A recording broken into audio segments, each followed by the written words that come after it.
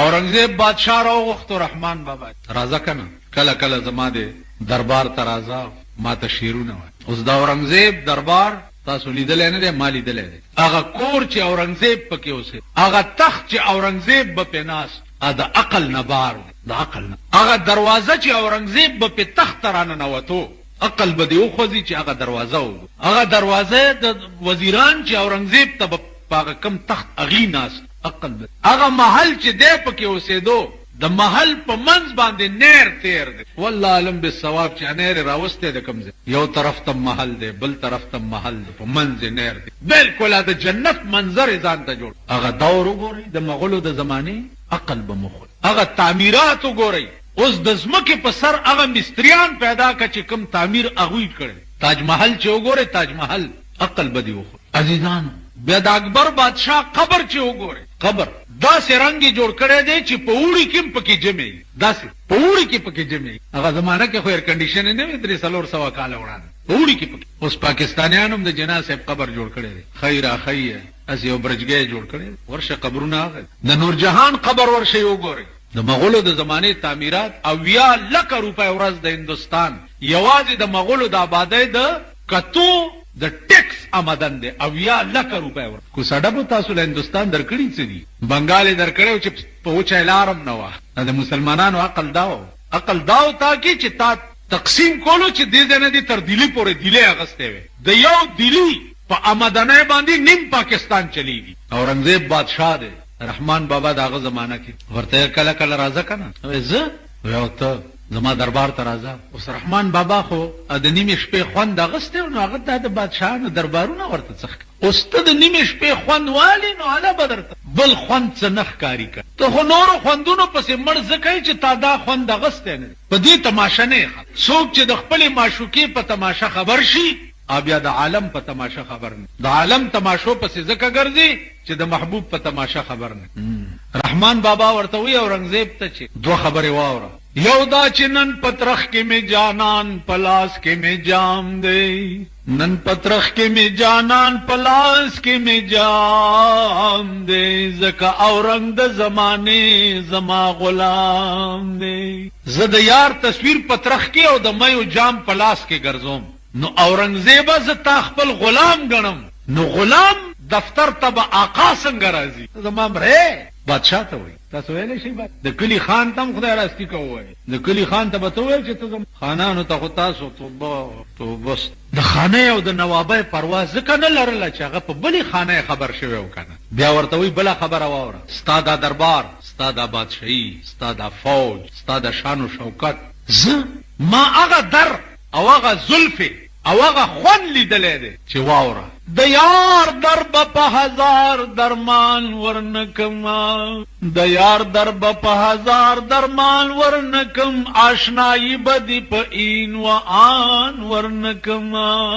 د یار دربار به په زرګونو دربارونو، آشنایی به دی په این و آن ورنکم.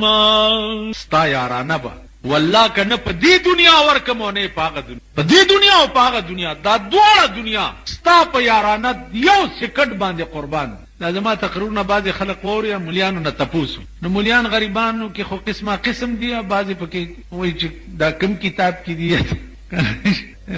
نو ما ورته چې کتابونه ورته وایي چې مولانا صاحب په آرام کښېنه، دا زمونږ خبرې د کتابونو نه بار دي.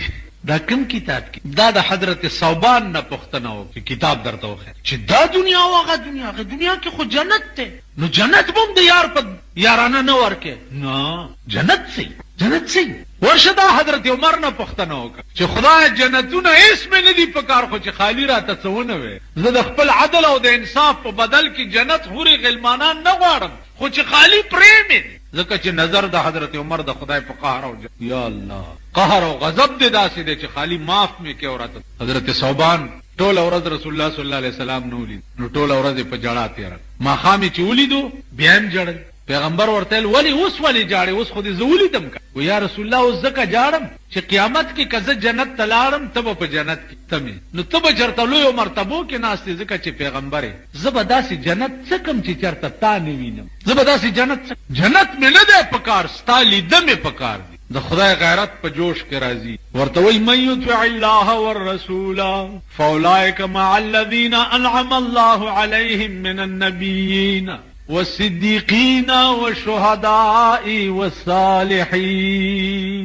اے پیغمبر صوبان تو وایا چې ته په دنیا کې 50 کې نو قیامت کې بم د سره هغه نه تاسو جنتونو خبري دا ټول جنت باهله جنت د خدای په دیدار قربان کی کنه خبره د جنت نه ني خبره د معشوقې د مختی. نو ځکه دی ورته یو رنگ دی چې د یار در په هزار درمان ورنکما آشنایی بدی په این و آن ورنکما که یو ظلم دی زلفی پلاس کی اوزی کيو ظلم دي زلف پلاس کیوزی یو اختبدی پدرس جهان ورنکما یو اختبدی پدی ټوله دنیا.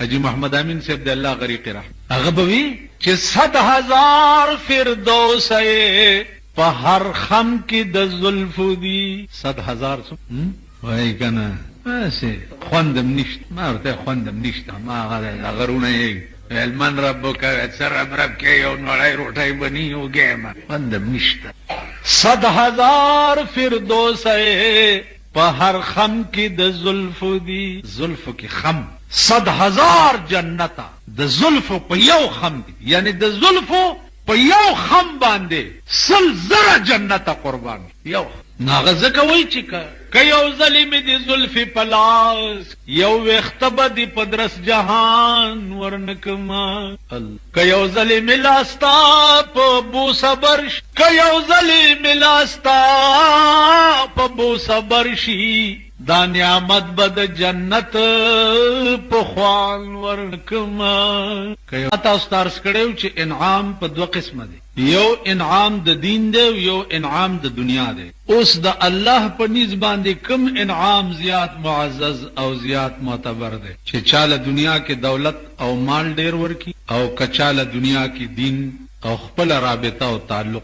اوس په دې به تاسو هم پوهیږئ چې د الله په نسبت باندې دوه انعام دي. یو انعام د دنیا دی سړی ډېر دولت او مال ور او داسې دولت او مال او بنگلې دي موټرې دي بادشاہي دا حکومت ته وزارت ته لو یو داینه او یو انعام چې دی هغه د دین دی. اوس دا فیصله تاسو مو کوي دا جمعات کې ناس خلق چې الله نه سوال د هغه انعام پکار دی چې کوم د دین انعام دی او د ځان سره د رابطه او د تعلق انعام دی او کده الله نه سوال د دنیا په د تاسو وای زدا پويګم چې څومره اولیاء الله تیر شي څومره اولیاء نو سوال به د سو یو ولی ته بادشاہ وای چې حضرت ز دا خپل نیمه بادشاہي تعالی در کوم دا توال هغه ورته زناله ویل نیمه بادشاہي در کوم د نیم ملک بادشاہ بتای ویل نه علما ډیر زور په وکړو چې ز نیمه بادشاہي در کوم نا بزرگ ورته وی چوچتر سنجری رخ بختم سیاہ باد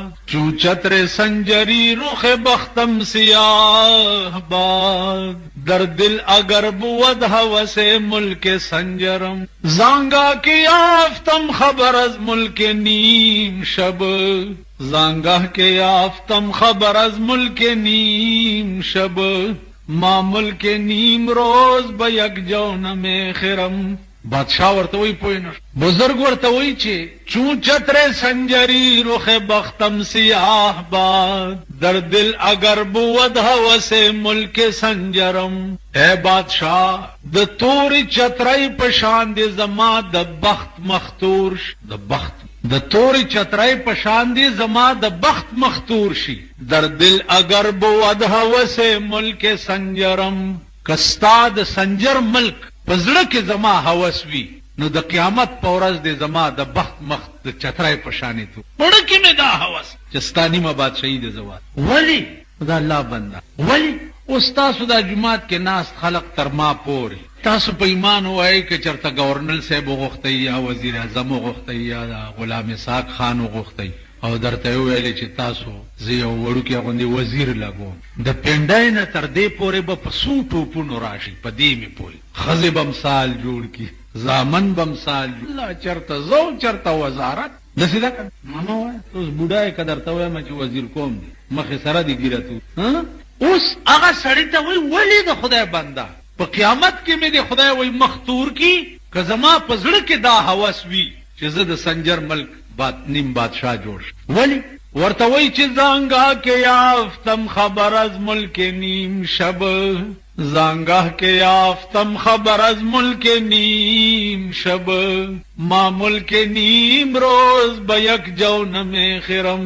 اے بادشاہ زه چې د نیمې شپې په بادشاہي خدای خبر کړی ما، د نیمې شپې په بادشاہي خدای خبر کړی نو ستا دا د نیمې ورځې بادشاہي والله که په یو وربشې باندې موالما، ستا دا د نیمې ورځې بادشاہي خو د نیمې ورځې نو ستا دا د نیمې ورځې بادشاہي په یو وربشې منال خو د نیمې شپې بادشاہي څه شی حدیث کې راځي د ابو هريره روایت رضی الله تعالی عنه. هغه فرمایي چې دوه شپې دوه حصې شپه تېره شي او یوه پاتې. په دغه وخت کې الله ملائکو ته حکم وکړي چې زما او زما د بندگانو منځ کې څومره پردې دي دا ټولې لرې کوي. ملائک ټول حجابات لري نو دا الله برای راست تعلق شي خپلو بندگانو سره په دغه ټیم. نو الله په خپله دغه وخت کې آواز کوي چې څوک شته چې دې ټیم کې څه وغواړي او زه یې ورکړم. نو ډایرکټ ملاقات د الله والو په دغه وخت کې د خدای سره کی. نو اولی دې طرف ته اشاره کوي چې زانگا که یافتم خبر از ملک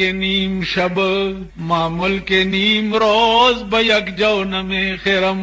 اے بادشاہ غد نیم شپې په خوند او په مزه چې ز الله پوی کړی ما، نو ستا دا د نیمې ورځې بادشاہي والله که په یو وربشې باندې والا. دا اشاره ده څه شي ته اشاره دا دې ته اشاره